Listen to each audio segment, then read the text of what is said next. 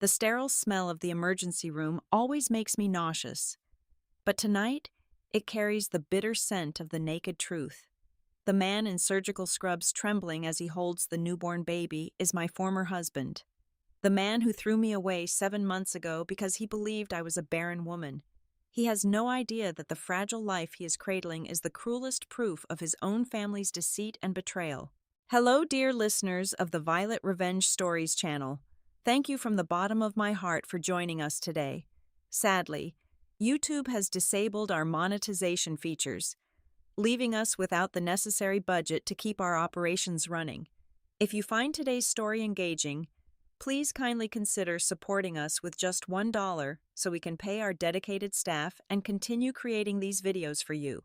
You can easily donate by scanning the PayPal QR code on your screen or by clicking the PayPal link located in the description or the comments section. My name is Savannah Wright. I am 32 years old, and for a long time, I believed I had built a solid foundation for my life. As a structural engineer at Pinnacle Dynamics, my entire career revolves around ensuring things do not collapse under pressure. I spend my days calculating load paths, analyzing stress points, and standing amidst the raw, unyielding skeleton of skyscrapers. I loved my job, and I thought I loved my life in Denver with my husband, Julian Vance. Julian was a highly respected general surgeon, a man whose hands saved lives while mine built the spaces where people lived them. On the surface, our marriage was a flawless blueprint. Two successful professionals, thriving in a bustling city, seemingly having it all. But every structural failure begins with a microscopic crack, an unseen weakness buried deep within the concrete. The weakness in my marriage had a name, and it was Arthur Vance.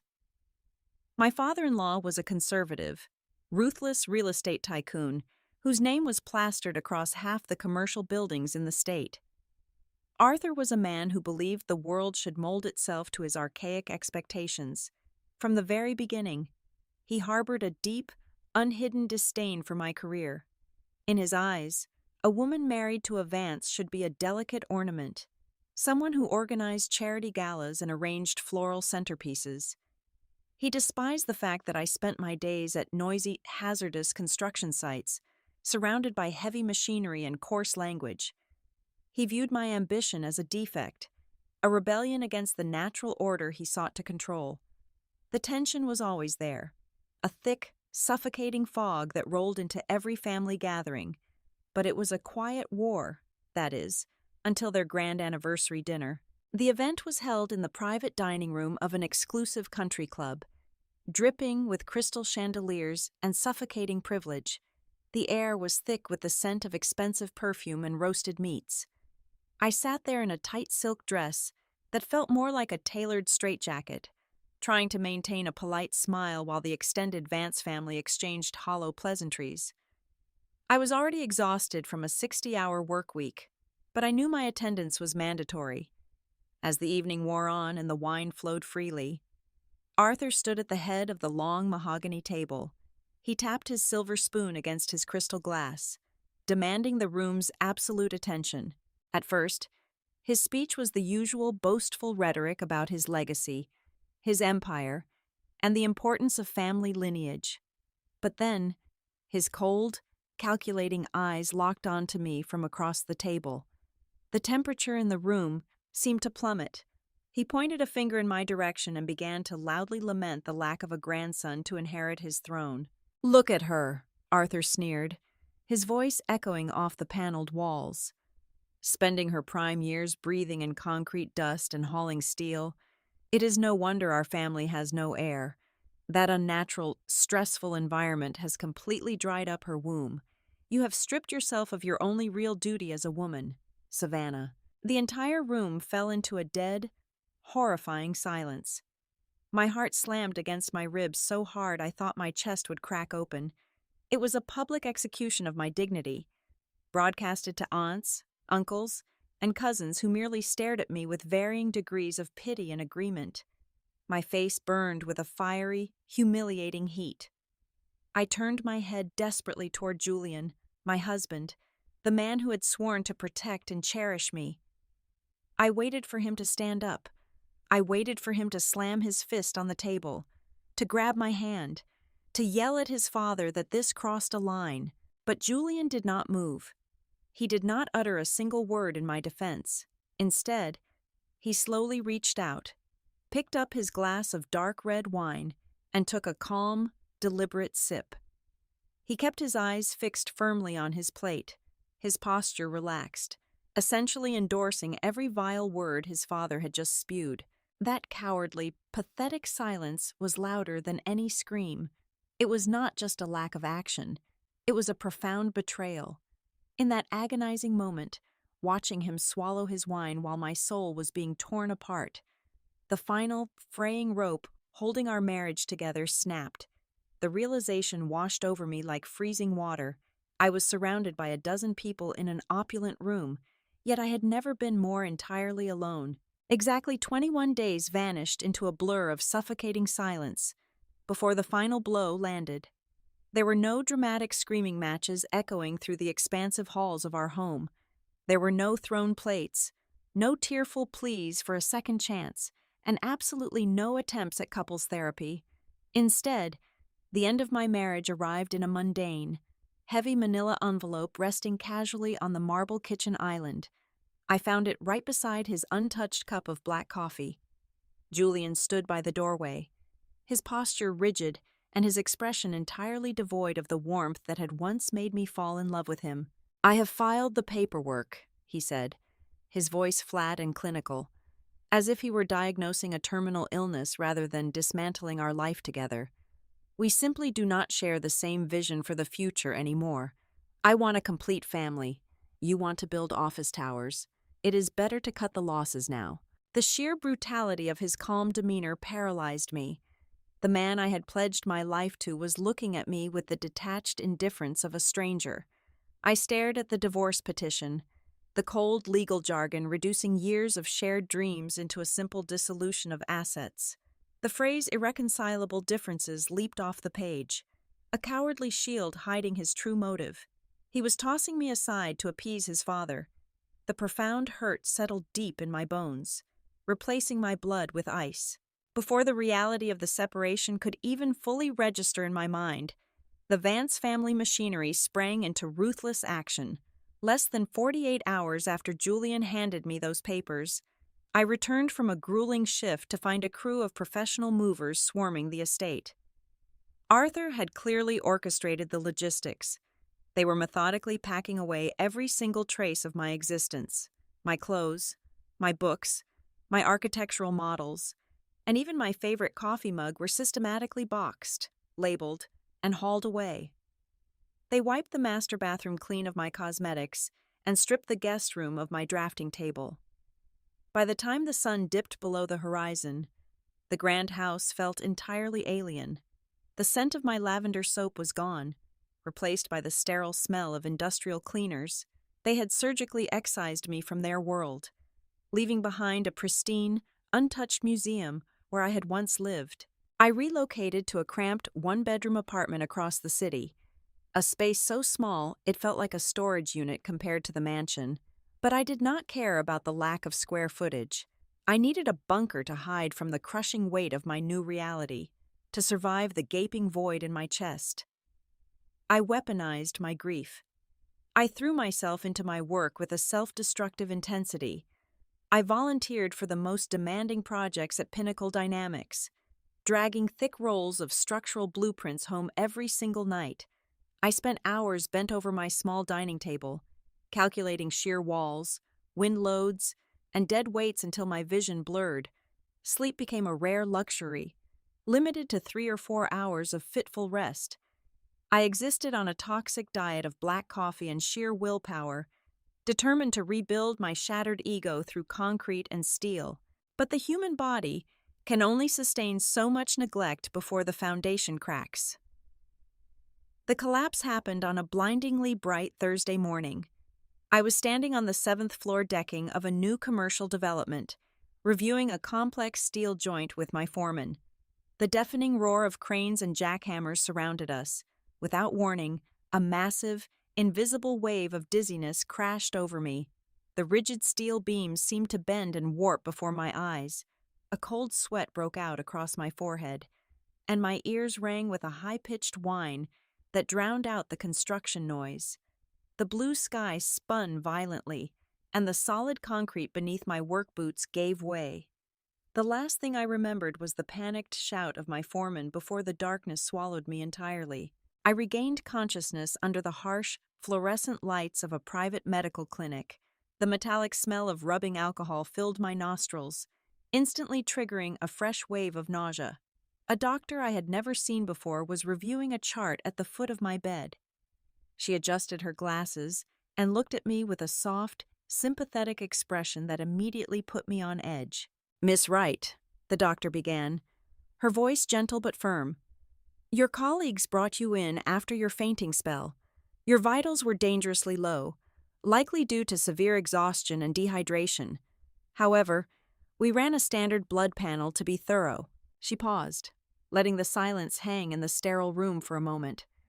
"You are pregnant, right around the 8-week mark." The words slammed into me with the force of a wrecking ball. The timing was a cruel, twisted joke orchestrated by fate. Just yesterday afternoon, my lawyer had called to confirm that the judge had officially signed the final dissolution decree. The divorce was absolute. Julian and his powerful family had successfully thrown me out into the cold, completely convinced I was a barren, useless woman, and now, exactly when the legal ties were permanently severed, I was carrying the very thing they had destroyed my life over. The decision to conceal the life growing inside me was instantaneous and absolute. The Vance family had discarded me like defective machinery, and I would rather walk through fire than give Arthur the satisfaction of claiming my child as another asset in his vast empire. I was entirely on my own, and the physical toll of carrying this secret was agonizing. The first trimester dragged on with relentless, crushing brutality. I navigated my demanding days in a perpetual state of nausea, fiercely hiding my debilitating morning sickness in the cramped, unsanitary portable restrooms on various construction sites.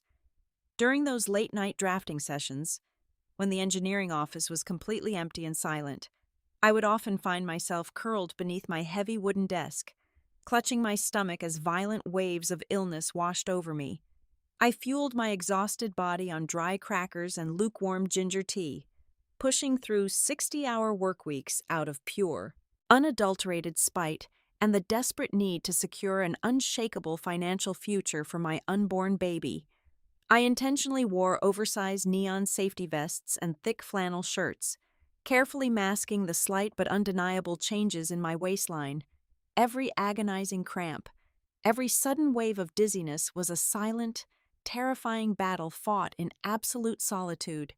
I convinced myself that the worst was over, that my ties to Julian were permanently severed. I was completely wrong. It happened on a dreary Sunday afternoon, roughly 3.5 months into my pregnancy. The Denver sky was a bruised, heavy purple, threatening a massive downpour that kept most sensible people indoors.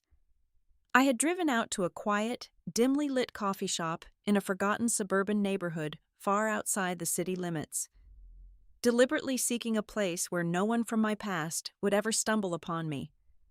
I was tucked securely into a worn leather booth in the darkest corner of the cafe, nursing a cup of decaffeinated tea and reviewing complex structural blueprints, when a shadow suddenly fell across my table.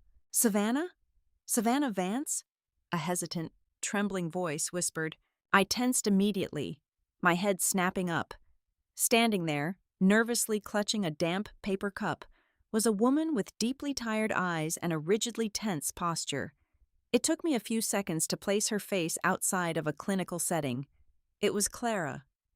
She had been one of the senior surgical scrub nurses in the cardiac wing where my ex-husband worked. I remembered her from various mandatory hospital charity galas, always standing quietly in the background, observing the wealthy doctors and their wives. "It is right now," I corrected her coldly, my voice heavily guarded. "Just Savannah Wright." Clara glanced nervously around the nearly empty cafe before sliding uninvited into the booth opposite me.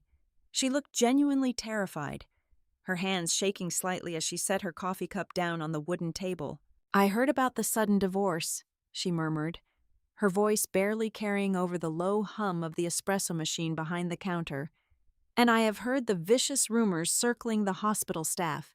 The terrible things Dr. Vance and his father have been saying about you, about why the marriage supposedly ended."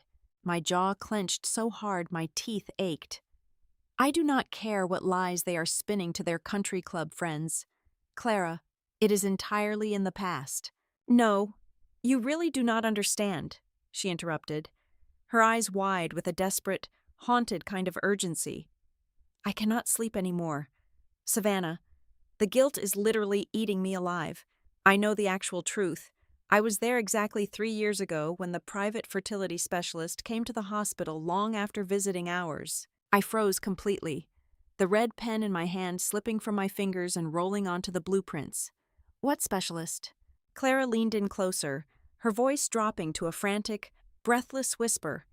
3 years ago, Julian insisted on a highly confidential, off-the-books fertility workup.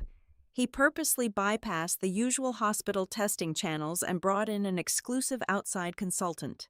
I was the on-call nurse specifically assigned to assist with the sample collection and process the initial laboratory results before they were securely locked away. She took a ragged, shaky breath, her eyes welling with tears.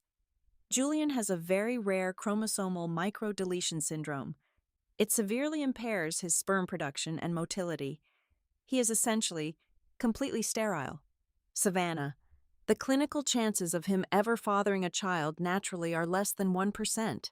The air in my lungs instantly turned to heavy, suffocating ash. I sat completely paralyzed, my mind racing backward at a terrifying speed, replaying every single condescending remark, every pitying look from his relatives, every cruel accusation hurled at me over the past few years. "But Arthur," I started, my voice choking painfully on the words as the pieces of the puzzle slammed violently together. "Arthur Vance knew everything," Clara confirmed, her expression turning incredibly grim. The very next morning, after the test results came back, Arthur marched straight into the hospital administration office. Huge. Anonymous financial donations were suddenly made to the surgical wing. The compromising records were permanently wiped from the primary hospital database and placed in a highly classified, off-site physical vault. They paid off the private consultant to sign an ironclad non-disclosure agreement. They purposely buried the truth under a massive mountain of dirty money to protect the flawless Vance family legacy and Julian's fragile, pathetic ego. And they intentionally let you take the fall. They let everyone in this city believe you were the broken, defective one. The decaffeinated tea in my stomach churned violently. A cold, blinding, apocalyptic fury erupted deep within my chest. A rage so profound and dark, it felt like a living, breathing entity clawing its way out of my soul. This was not just a failing marriage built on incompatibility. It was a highly calculated, malicious conspiracy designed to destroy my reputation. The people I had cooked for, cared for, and dutifully called my family had orchestrated a monstrous, unforgivable theatrical performance.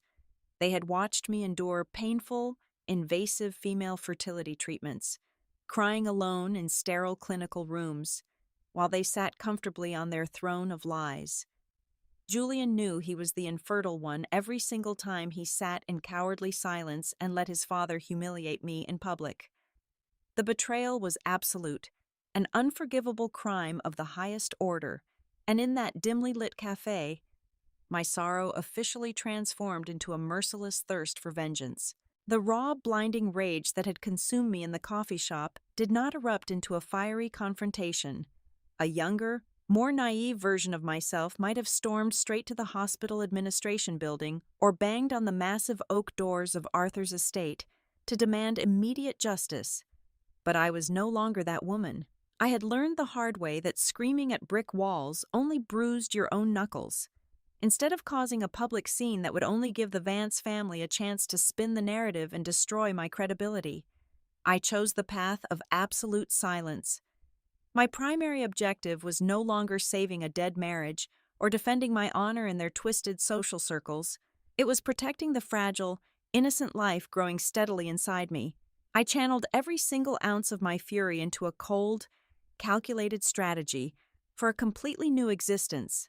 The best revenge, I decided, was building an indestructible fortress for my child and me, a life they could never touch or tear down. I threw my entire being into my work at Pinnacle Dynamics, turning my profound isolation into my greatest professional advantage. While my ex-husband was busy playing the role of the tragic, wronged doctor at his social clubs, I was conceptualizing a revolutionary suspension system for a massive commercial tower downtown. I poured hundreds of hours into drafting the complex blueprints, calculating wind resistance and load distribution with flawless precision. When I presented the final architectural design to the executive board, the room sat in stunned silence before erupting into genuine applause. That breakthrough structural concept earned me an immediate promotion to senior project manager. The new position came with a substantial six-figure base salary, generous stock options, and comprehensive corporate benefits. For the first time in my adult life, I was entirely financially autonomous. I did not need a single dime from the Vance fortune. I was generating my own wealth, securing a rock-solid, unshakable foundation for my future family. As the months rolled by and my pregnancy advanced deep into the second trimester, concealing my rapidly expanding belly became a daily tactical operation. I completely overhauled my wardrobe, trading my tailored business suits for elegant, flowing maxi dresses, oversized blazers, and thick, chunky knit sweaters. I mastered the art of carrying wide architectural plan tubes and large leather portfolios strategically across my midsection during site visits to block anyone from noticing my changing figure. More importantly, I became a ghost in the city of Denver. I meticulously avoided the upscale dining districts, the exclusive country clubs, and the high-end boutiques where I might accidentally cross paths with anyone connected to my former in-laws. I changed my grocery store, my gym, and my daily driving routes. I severed all ties with mutual acquaintances, vanishing entirely from the social grid they monitored. I needed them to believe I was utterly defeated, broken, and completely out of the picture. Behind this carefully constructed illusion of a quiet, defeated woman, I was actively mobilizing for a brutal legal war. Using my newly acquired financial resources, I discreetly hired a highly recommended private investigator, a former federal agent who specialized in corporate espionage and complex financial tracking. I paid him a retainer of $25,000 to dig into the darkest shadows of the hospital administration. I gave him Clara's testimony as a starting point, directing him to follow the massive influx of anonymous donations made exactly 3 years ago. Over the course of several agonizing weeks, he meticulously unearthed a trail of heavily disguised financial transfers. He tracked 3 separate wire transfers, totaling exactly $500,000, leading directly from Arthur's holding companies to offshore accounts linked to 2 senior hospital board members. He also managed to track down the disgraced private fertility consultant, secretly securing a high-quality audio recording of the man drunkenly admitting to signing the non-disclosure agreement in exchange for $250,000. My investigator compiled a devastating, watertight dossier of evidence proving beyond a shadow of a doubt that the Vance family had illegally tampered with medical records and bribed licensed medical professionals. I did not stop at simply gathering the explosive truth. I took that massive mountain of evidence straight to the most ruthless family law attorney in the state. We spent countless hours drafting an impenetrable fortress of legal documents. I was proactively building a comprehensive preemptive strike against any future custody claims. We established a rock-solid legal framework proving Julian's complete relinquishment of marital and parental responsibilities during the divorce proceedings, coupled with the documented proof of his medical fraud and his father's illegal bribery. The legal trap was perfectly set. If they ever dared to claim my child, I had the exact ammunition needed to publicly annihilate their reputation, strip Julian of his medical license, and send Arthur to federal prison for a very long time. The days were long and exhausting, and the burden of carrying this monumental secret entirely alone often felt physically crushing. Yet, every single time I felt a tiny, fluttery kick against my ribs. A profound surge of energy and strength washed over me. Those soft, rhythmic movements from deep within my womb were the most powerful motivational speeches I could ever receive. Every single heartbeat echoing during my ultrasound appointments reminded me exactly why I was enduring this grueling isolation. My baby was my anchor, tying me to a future filled with genuine love and absolute freedom. I was no longer the tragic victim of a cruel, wealthy family. I was a highly successful engineer, a fiercely protective mother, and a silent, deadly storm-gathering strength, waiting patiently for the perfect moment to strike. It was the second week of my 7th month when the sky over Denver turned a menacing shade of slate gray. Meteorologists had warned of a severe winter front, but no one predicted the apocalyptic fury of the blizzard that struck that Tuesday afternoon. Within 2 hours, the temperature plummeted to 14 degrees beneath zero. Howling winds ripped through the downtown corridors at 60 miles per hour, dumping over 3 feet of snow and completely paralyzing the city infrastructure. Highways became massive parking lots of abandoned, snow-covered vehicles. The public transit grid completely failed. It was a whiteout of historic proportions, effectively sealing the metropolitan area under a deadly, suffocating dome of ice and zero visibility. I was on the 9th floor of our newest commercial high-rise project.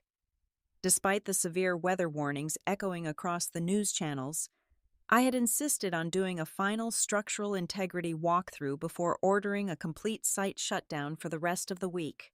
The skeleton of the building was dangerously exposed to the brutal elements, and I needed to ensure the temporary load-bearing supports could withstand the immense weight of the rapidly accumulating snow. I was heavily layered in thick thermal gear. My hard hat pulled low against the biting wind, moving cautiously along the slippery concrete decking. Just as I reached the eastern stairwell to head down to the ground level, a catastrophic structural failure occurred directly above me. A massive crane cable, weakened by the freezing temperatures, snapped under the gale force winds. The recoil sent a massive, 2-ton steel crossbeam crashing down through the temporary scaffolding. The impact shook the entire floor like a violent earthquake. I threw myself backward, scraping my knees against the rough concrete, narrowly avoiding being crushed. The heavy steel slammed directly into the framework of the emergency exit. The deafening crash was followed by a terrifying shower of construction debris. A thick, choking cloud of concrete dust plumed into the freezing air. When the dust finally settled, I realized the horrifying truth. The main heavy steel door was completely obliterated and blocked by tons of immovable metal. The secondary egress was on the opposite side of the massive building, completely cut off by a dangerous, unfinished gap in the flooring. I was completely trapped in a freezing open-air cage 90 feet above the ground. The sheer panic set in almost immediately, a cold, gripping terror that had absolutely nothing to do with the freezing wind whipping across my face. I fumbled frantically for my radio, screaming for my site manager. The signal crackled with heavy static, but I managed to broadcast my exact coordinates before the radio battery died entirely from the extreme cold. I huddled tightly against a solid concrete pillar, desperately trying to shield my swollen belly from the brutal wind chill.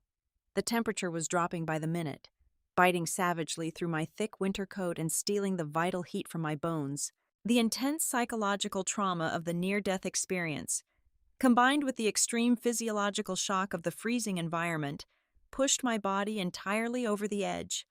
A sudden, agonizing cramp ripped through my lower abdomen, entirely different from the mild practice contractions I had experienced earlier that month. This pain was sharp, violent, and utterly relentless. I doubled over, gasping for air as a sudden, uncontrollable rush of warm fluid soaked entirely through my thermal leggings. My water had broken. I was exactly 28 weeks along, trapped in a deadly blizzard on an exposed construction site, and my baby was coming right now. I screamed out into the howling wind, terrified beyond measure for the tiny, fragile life I had fought so hard to protect. Every subsequent contraction was a massive tidal wave of agony, forcing me to my hands and knees on the freezing concrete floor. Time lost all rational meaning. It could have been 40 minutes or 2 full hours, before I finally heard the muffled roar of heavy machinery cutting through the wailing wind. The local fire department heavy rescue unit had arrived, but the blocked stairwell meant they could not reach me on foot. I drifted in and out of a painful, delirious haze, my eyelashes completely frozen together, my breathing shallow and dangerously erratic. The next thing I knew, the deafening, high-pitched scream of a diamond-tipped concrete saw ripped through the air. The rescue team was literally cutting through a solid exterior masonry wall from the bucket of an extended aerial platform truck. Powerful halogen work lights blinded me as 3 firefighters in heavy turnout gear finally broke through the barrier. They moved with frantic urgency, shouting commands that sounded like they were underwater. One of them immediately wrapped me in a thick, reflective thermal blanket, lifting me carefully onto a rigid rescue stretcher. "Stay with us, ma'am," a paramedic yelled over the deafening storm, firmly strapping an oxygen mask over my face. "You are going into severe shock and active labor. We are getting you out of here right now." The descent was a terrifying, chaotic blur. They loaded me securely into the back of a specialized tracked snow ambulance, the only emergency vehicle capable of navigating the deeply buried city streets. Inside the heavily insulated cabin, the paramedic furiously worked on establishing a large-bore intravenous line in my freezing arm. "Central dispatch," the paramedic shouted frantically into his radio headset. "We have a critical obstetrics trauma. Mother is 32, severe hypothermia, 28 weeks pregnant, active labor. Estimated time of arrival is 10 minutes. We need the major trauma and neonatal team standing by at the doors." "Copy that. Unit 7, the radio crackled back loudly. "Route your vehicle directly to Memorial General.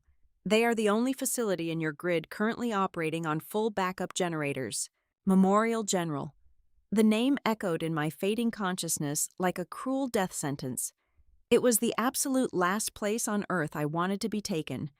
Just 4 days ago, a major local medical journal had announced that Julian Vance had been aggressively promoted to the position of Chief of Emergency Surgery at that exact hospital. His family wealth and dirty influence had paved the way for his rapid ascension. And now, by some twisted joke of the universe, my life and my premature baby's life were barreling straight into his absolute domain. The heavy ambulance slammed to a sudden halt. The rear doors burst open to a massive swarm of medical personnel fighting against the blizzard. I was thrust violently into a chaotic vortex of blinding fluorescent ceiling lights, frantic shouting, and the rapid squeaking wheels of a trauma gurney. My entire body was convulsing violently from the severe cold and the relentless, tearing contractions ripping through my uterus. I was only half lucid, completely unable to speak, unable to fight back or demand a transfer. They rushed me through the swinging double doors of the emergency department. The sensory overload was agonizing. The sharp, sterile smell of chemical antiseptic filled my lungs, dragging me right back to the darkest, most painful moments of my past. The relentless, high-pitched beeping of cardiac monitors and the urgent, overlapping commands of trauma nurses blended into a terrifying symphony of desperation. Her blood pressure is crashing fast. The fetal heart rate is decelerating dangerously. Get her straight to Surgical Trauma Bay 1. We need the chief surgeon in here right now. The heavy surgical doors slammed shut behind me, sealing me inside a brightly lit room filled with the terrifying metallic clatter of surgical instruments. I was entirely at their mercy, slipping further and further into the dark abyss as the vital monitors screamed frantically in the background.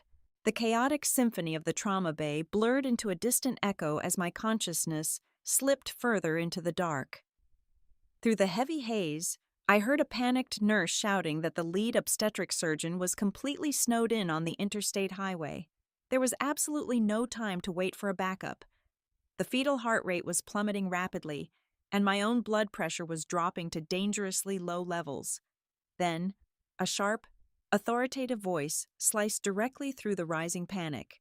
It was a voice I had intimately known for years, a voice that had once whispered hollow promises in the dark and later coldly delivered my divorce decree. Julian Vance, the newly appointed Chief of Emergency Surgery, had just arrived to take over the critical operation.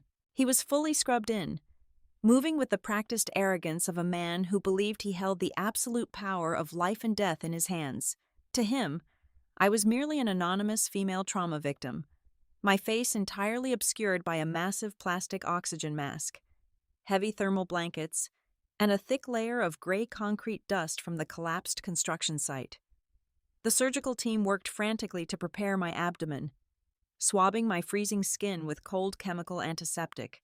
As the anesthesiologist adjusted my mask and pulled back the heavy thermal hood to secure my airway, my face was finally exposed under the blinding, intense glare of the overhead surgical spotlights. Julian stepped directly up to the operating table, demanding a scalpel from the senior scrub nurse. He looked down to assess the surgical field, and his eyes flicked upward to my face. The color instantly drained from his perfectly manicured features. The sterile stainless steel scalpel slipped from his trembling gloved fingers, hitting the hard ceramic floor with a loud, ringing clatter that completely silenced the entire room.